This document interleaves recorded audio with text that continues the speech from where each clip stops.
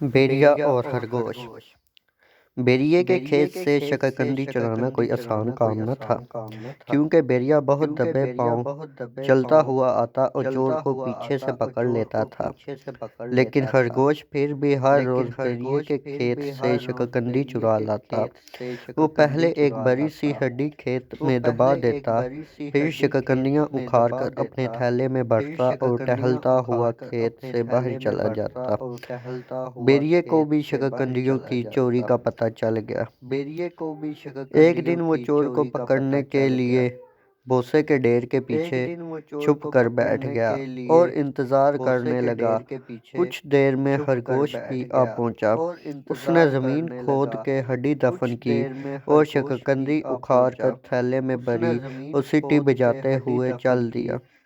यूं ही वो भूसे के ढेर के पास पहुंचा, बेरिया झट से बाहर निकला और उसने खरगोश को पकड़ लिया। तुम मेरे खेत में क्यों आए? बेरिये ने पूछा।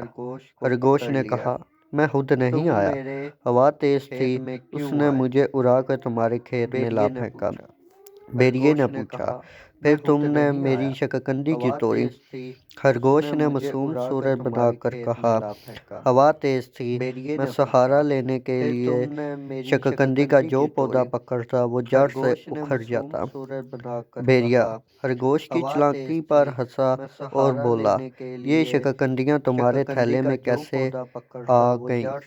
खरगोश ने मस्कीनी से कहा, मैं भी इस पर गौर करता हुआ जा रहा था कि तुमने पकड़ लिया।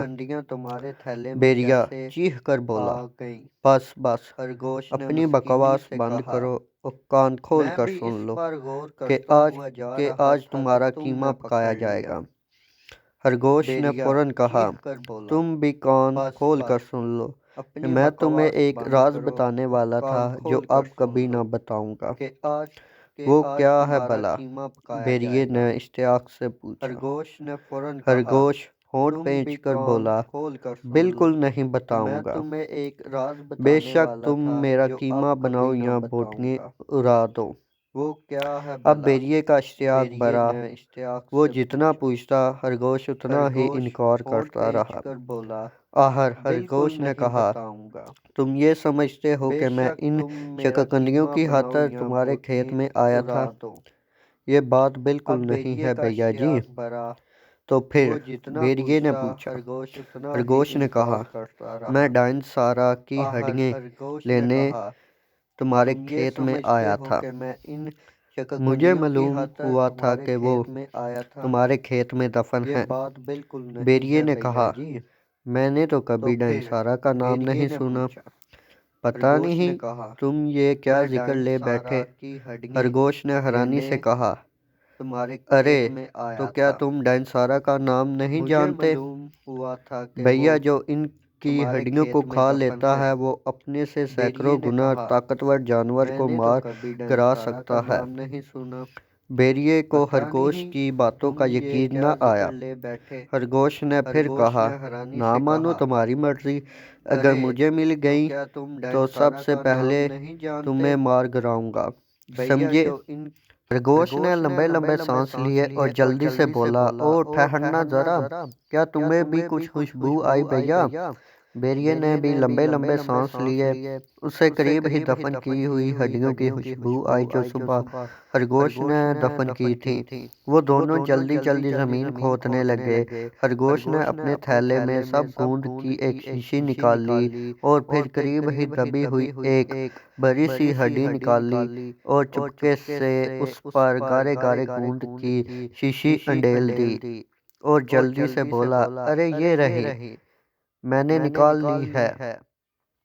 बेरिया बेसब्री से बोला, लाओ लाओ, कहाँ है, मुझे दो। उसने खरगोश के हाथ से हड्डी छीन ली और चबाने के लिए उस पर मुंह मारा, लेकिन उसके दांत गूंद में गर कर जम गए और मुंह चपक कर रह गया। गर गर हर हर हर।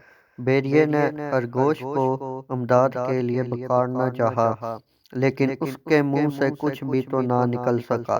बेचारा कभी एक हाथ से हड्डी खींचता, कभी दोनों हाथों से जोर लगाता।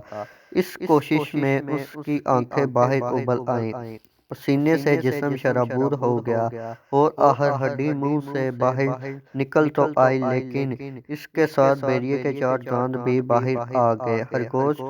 खरगोश जो सब तमाशा देख रहा था अब चुपके से खिसक गया।